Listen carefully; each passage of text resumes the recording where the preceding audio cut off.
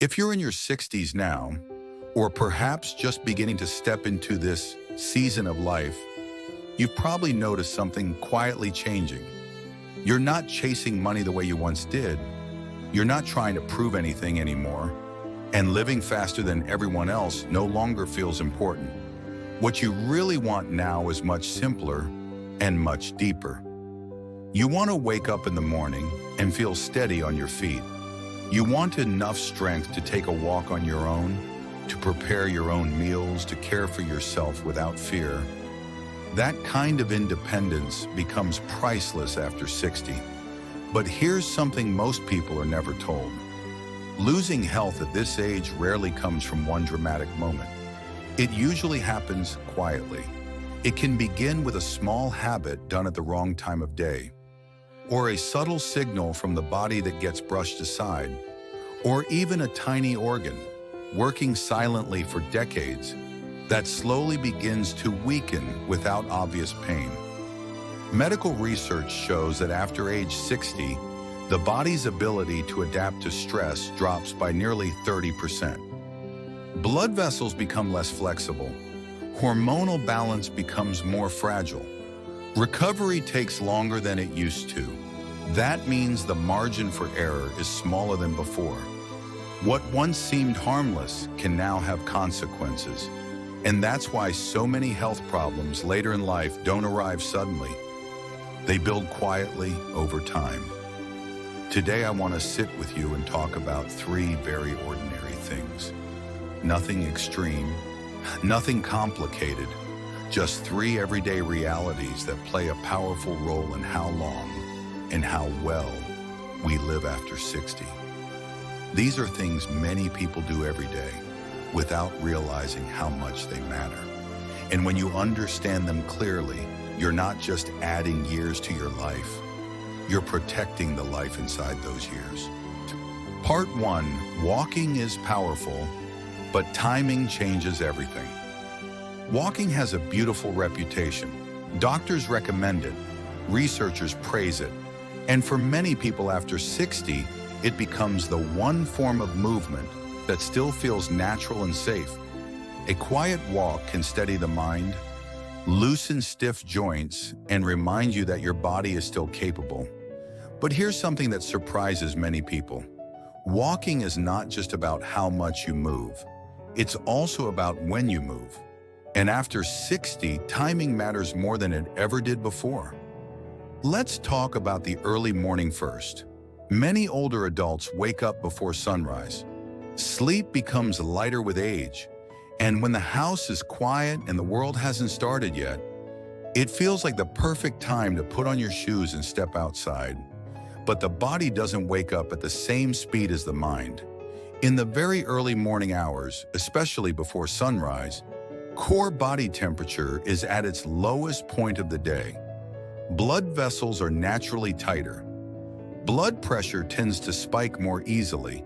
Studies have shown that the risk of heart attack and stroke is highest in the early morning hours, particularly between 4 and 7 a.m. This isn't fear, it's physiology. Cold air causes blood vessels to constrict. That sudden narrowing can increase blood pressure at a time when the cardiovascular system is least prepared. Add low visibility, uneven sidewalks, and slower reaction time, and a peaceful walk can quietly become a risk. That doesn't mean walking is bad. It simply means the body prefers a gentler start, waiting until the sun is fully up. When the air is warmer and the body has had time to wake, can make the same walk far safer and far more effective. Now let's talk about something else many people believe is healthy. Walking immediately after a full meal. It sounds reasonable. You've probably heard someone say, walk it off so it helps digestion. But digestion is not a background task. After you eat, blood flow shifts toward the stomach and intestines. That's how your body breaks down food and absorbs nutrients. When you begin walking too soon, blood is pulled away from digestion and redirected to the muscles. In younger bodies, this competition is often tolerated. In older bodies, it can lead to discomfort. bloating, cramping, lightheadedness. And in people with heart conditions, even shortness of breath or sudden fatigue. Your body is being asked to do two demanding jobs at once. Giving it 20 to 30 minutes isn't laziness. It's respect for how the system works now. And then there's the time of day that feels harmless, but often isn't. Walking under intense midday heat or very late in the evening. As we age, the body becomes less efficient at regulating temperature and hydration. We don't feel thirst as clearly. We don't cool down as quickly. Heat places extra strain on the heart. Cold and darkness affect balance and reaction time. Many falls in older adults don't happen during extreme exercise.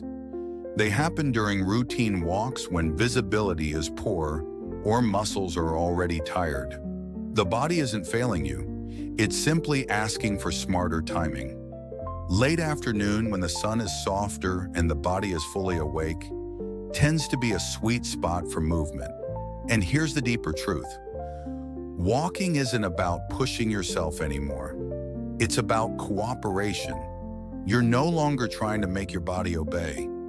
You're learning to listen to it. When you choose the right time to walk, you're not just protecting your heart or your joints, you're preserving independence, confidence, and the quiet joy of moving through your day without fear. And that, after 60, is one of the greatest gifts health can give. Part 2, the quiet signs the body sends before a stroke. One of the hardest truths about aging is that the body doesn't always shout when something is wrong. Most of the time it whispers. And nowhere is this more important to understand than when it comes to stroke.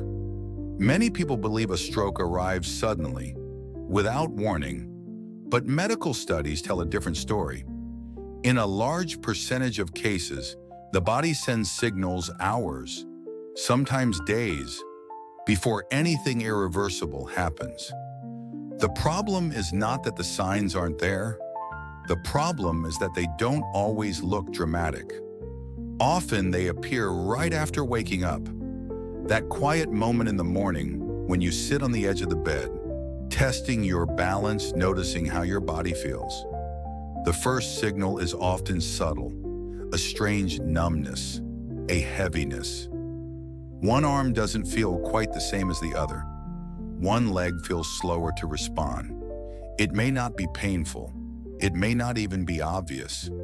Many people tell themselves, I must have slept on it wrong. But weakness or numbness on one side of the body, even mild, is never something to ignore after 60. The brain controls the body in a crossing pattern. When blood flow is disrupted in one side of the brain, the opposite side of the body feels it. This isn't aging, it's a signal.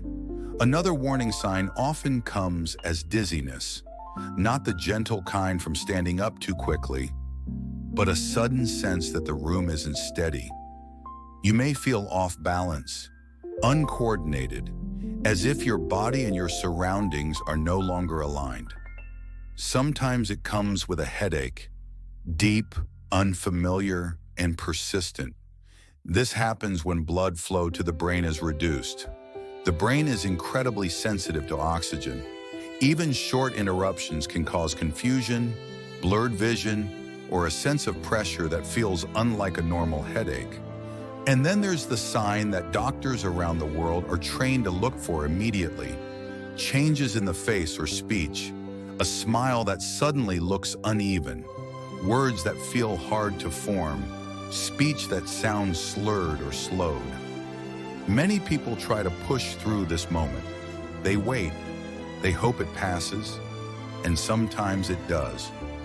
When symptoms disappear within an hour, doctors call it a transient ischemic attack, a temporary blockage of blood flow to the brain. But temporary doesn't mean harmless. In medicine, this is considered one of the loudest warnings the body can give. It's the brain saying, something is wrong, and next time, it may not resolve. The risk of a major stroke is highest in the days and weeks following one of these episodes.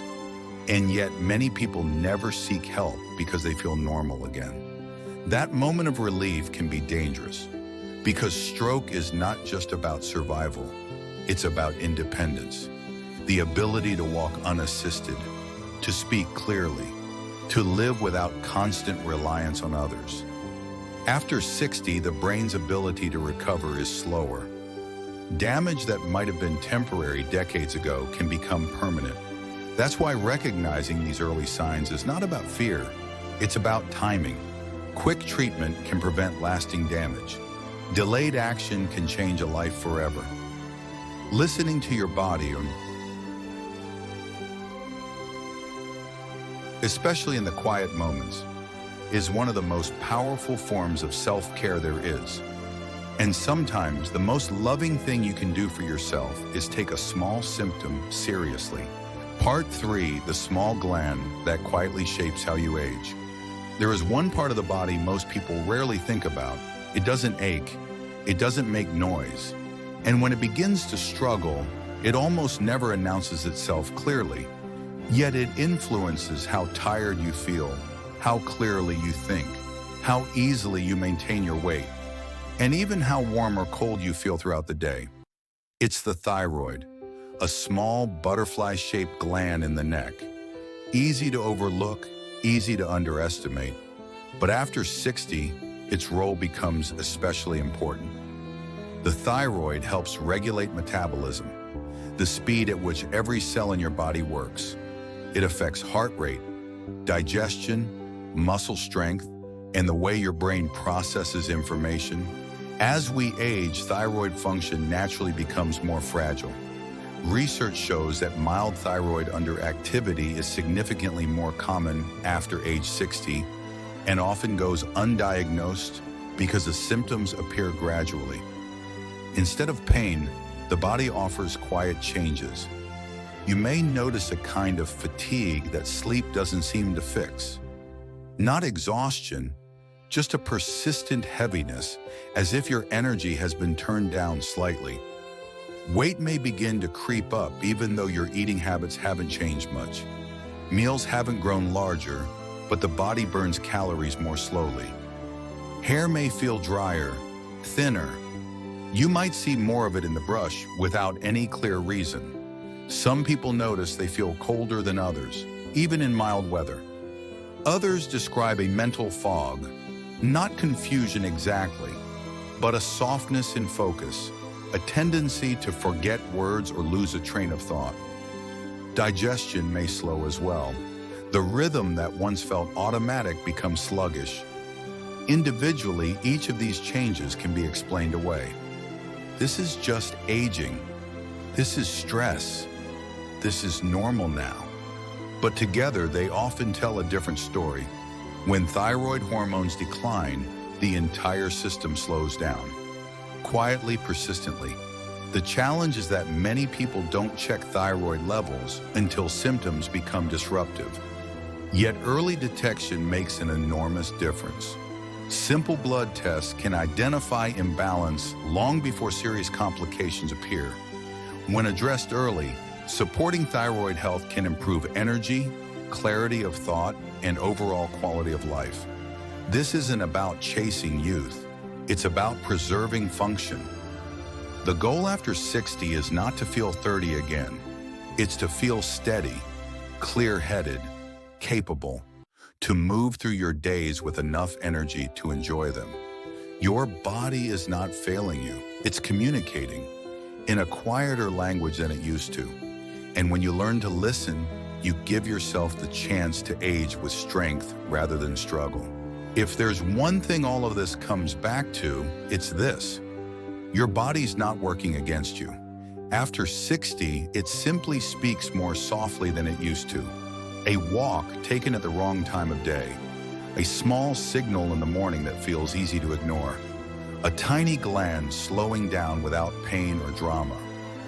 None of these things seem urgent on their own, but together they remind us of something important. Aging isn't about doing more. It's about doing things with awareness, choosing the right moment to move your body, pausing when something feels slightly off. paying attention to the systems that quietly support your energy, your balance, and your clarity. These aren't dramatic changes, they're gentle ones. And gentle choices, repeated day after day, often shape the longest lives. You don't need to control everything. You don't need to be perfect. You only need to stay connected to what your body's telling you now. Because longevity isn't just about adding years. It's about protecting independence, confidence, and the ability to live your days without fear of your own body. If something you heard today felt familiar, let it be an invitation, not a worry. An invitation to slow down just enough to listen. And if you're committed to caring for yourself, one thoughtful step at a time, leave a quiet comment below. We're not here to rush aging. We're here to learn how to move through it with steadiness, dignity, and a body that still has so much to give.